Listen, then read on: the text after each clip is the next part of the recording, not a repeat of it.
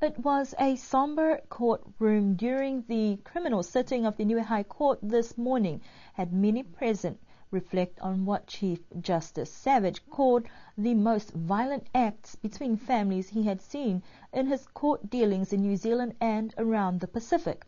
We as judges have never seen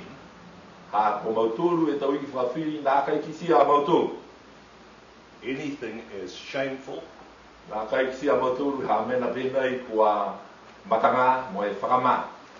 nasty and unchristian as this.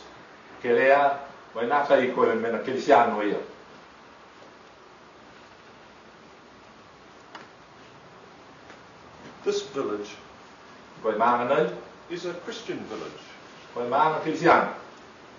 It is church focused.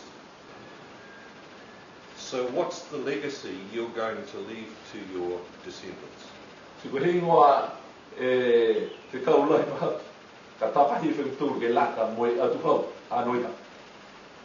Because if you keep going like this, the legacy you will leave will be fear and shame and hatred.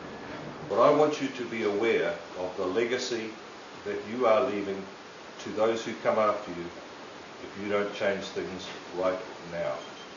The sentencing of Mr. Adrian Talafasi for a charge of omission or resulting bodily harm was ruled by Judge Savage with a 6-month imprisonment term. Judge Savage, in his address to the court, directed at the Hikutavake community that the village must acknowledge its responsibilities and the unfortunate events that has led to Mr. Talafasi's imprisonment must be dealt with accordingly. The accused and any other like him may be sacrificial lambs for the community's faults. Judge Savage summed up his address that because of Mr. Talafasi's clean record, his show of remorse, he did not aggravate the circumstances surrounding the case, and the fact that he pleaded guilty and cooperated with the police showed the character of young Talafasi, that he was truly remorseful and regretted his action. Most present in the courtroom were all teary-eyed as the sentence was passed, and Mr. Adrian Talafasi was sent to jail for a term of 6 months. This afternoon, the other accused for the same incident was Mr. Lionel Tahanga, who pleaded guilty to a charge of arson. Chief Justice Savage expressed the same sentiments over the unfortunate episodes of events, and more so for the people of Hikutavake. The message was stern and clear. If you keep going as you are sentencing your beloved children to prison and your beloved village to death. Mr. Lionel Tahanga was sentenced to 2 years, 5 months imprisonment and to pay compensation of $3,344 for the damages resulting from the arson attack. As a result of today's court sitting, 2 young men have been imprisoned. A call for calm in Hikutavake cannot be mistaken, and for the community to refrain from continuing the violent acts against each other and the village. The passing of the King of Tonga, George Tupou V, has come as a shock to many as news was released of his sudden death in a hospital in Hong Kong this week. He was aged 63. King Tupou led the island nation following the death of his father, King Taufa'ahau Tupou IV, in 2006 and had his official coronation in 2008. In a press release statement issued today, Premier Toke Talangi has been confirmed to attend the funeral of the late King George Tupou V. In a message of condolences were conveyed to the Prime Minister of Tonga, the Premier extended his very warm and sincere condolences on behalf of the government and people of Niue. He also praised the late King for his great vision and the democratic changes he had instigated for his people.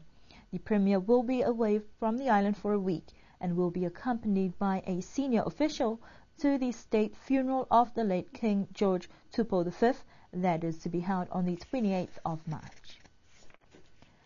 The handover of the first lot of refurbished rooms at Matawai Resort is ahead of schedule, and work on the expansion is progressing well, according to contractors Arrow International. Developments at the island's top hotel has taken contractors months and cost investors millions of dollars to get it up to standard. There's 12 rooms handed over currently, and we will have another 12 rooms handed over, of the existing rooms handed over at the beginning of June. Because they've leaked quite a lot, there's a lot of water damage inside the framing, and until you start taking the old walls down and taking the old ceilings down, you never quite know what you're going to get. We found a tree growing up inside the wall, which I've never seen before in my career. So there are always challenges with these things. But I think because we've done one block now, we know what to expect in the second block, and therefore they're not a surprise second time around, and we can pre-plan for them. So, as I said, I think we'll do the second block faster than we did the first block. We started back in October on the refurbishment, so we reckon about 3 to 3.5 months per block. But we'll do the second block a little bit faster than we did the first one. We have a crew currently that ranges from about 50 to 60 people each day. The majority of those are local guys. We have, I think, about 17 of the guys we have over here are from New Zealand, and the rest are all made up of local guys. On top of these developments, there was also an issue with the resort's sewage management system. Paul says that work on the sewage system has also started. The pre-existing septic tanks are undergoing replacement and repairs, while the septic tank at the accommodation block is to be relocated, solving the waste management problems. Also, with the amount of developments going on at the resort, public safety is also an issue. We would always ask that people just sort of respect the signs and try and stay off the construction site. They're inherently dangerous places. At the moment, obviously, we have an open trench from here right up to the entrance where we've got to lay the new electric mains and the water mains. And so we put danger tape up to just try and stop people parking their cars too near the edge or falling in it. But yeah, we would always ask that if people did want to come and have a look at the site, they come and find myself or my boss, and we'd be happy to show people, but we'd rather people didn't just wander onto the site without our permission. It is the hope that the developments at the resort will be completed and handed over to management in time for the peak tourist season. A dog virus that causes much distress for the four-legged friend might have been detected on the island, and the Department of Agriculture and a qualified veterinarian, Mrs. Deb Curtin, hopes to address the problem sooner rather than later. Mrs. Curtin said they are working on further investigations whether the parvovirus is on the island and the work the two parties must undertake to control the virus. First recognised worldwide in 1978, so it is a reasonably new virus, I guess, in the grand scheme of things. I don't think it's been on Niue for a long time, but then I haven't been here for a long time either, so I don't know what's been happening prior to my arrival, but I suspect it's probably come in. It's a very easily transmissible virus, and it comes out of the dog in its feces, and it can go on people's clothing and their shoes, and so they could walk it into the country, on their footwear or on their clothing, or on things that they've had in New Zealand that they've brought back over here or other countries, because it's a worldwide virus. It's everywhere, as far as we know. So. We need to prove that it's here first, and in order to do that, what we're asking, and I'm working with DAF on this at the moment, particularly Tom at DAF, so what we're wanting is people with very sick dogs that have got bad vomiting and diarrhoea to alert Tom at DAF that this is the case, and we can do a test on their faeces to see if they've got it, and we're also going to conduct blood tests on 10% of the dogs on Niue to find whether they've been previously exposed to the virus, and those ones don't have to be sick, but it's just to see whether or not Niue has actually got parvovirus, because if it doesn't have parvovirus, then we don't need to take it any further, but if it does, then I'm working with DAF to go around and vaccinate all the dogs, and we've got some major sponsors in New Zealand that have provided the fecal and the blood tests, namely New Zealand Veterinary Pathology and Gribbles Vet Lab, so both working in conjunction with me and DAF, and the vaccine company MSD have said that they'll donate all the vaccine needed to vaccinate all the dogs should we need to vaccinate them, which is a huge donation, and it's really good to see. Now, the benefit of vaccinating the dogs would be then they wouldn't get sick if parvo's here, and because there's very little you can do once they do get sick. It's sort of a very deadly virus, and so by vaccinating them, you're protecting them like you do with human vaccines. Mrs. Curtin also said there are symptoms that owners and dog carers can identify if they suspect their dog might be ill. There are a few other symptoms. Dogs will often go off their food, become lethargic. Sometimes the diarrhea has blood in it, not always.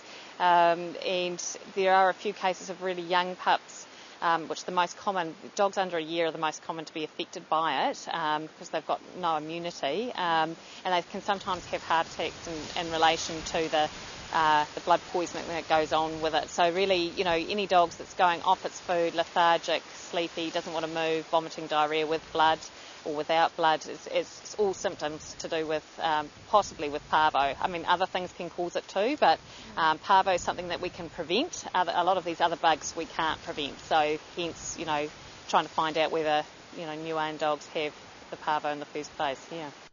Mrs. Curtin said the best way to assist dogs is to make sure there is plenty of water and food intake. Mrs. Curtin will be working with a voluntary group from New Zealand called Spores to address animal needs when they arrive on the island next month. People can contact the Department of Agriculture, Forestry and Fisheries for more information on the parvovirus and contact Mrs. Teresa Scott at Namukulu Cottages and Spa for an appointment with the Spores group.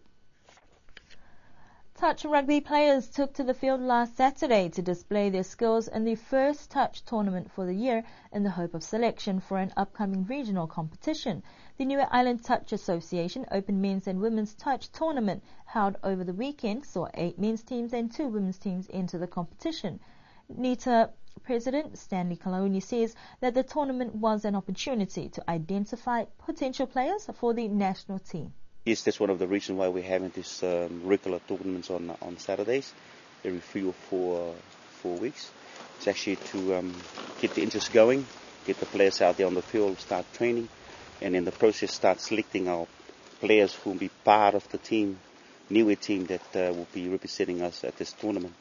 Now we're looking at players from Niue based here, New Zealand, and also Australia.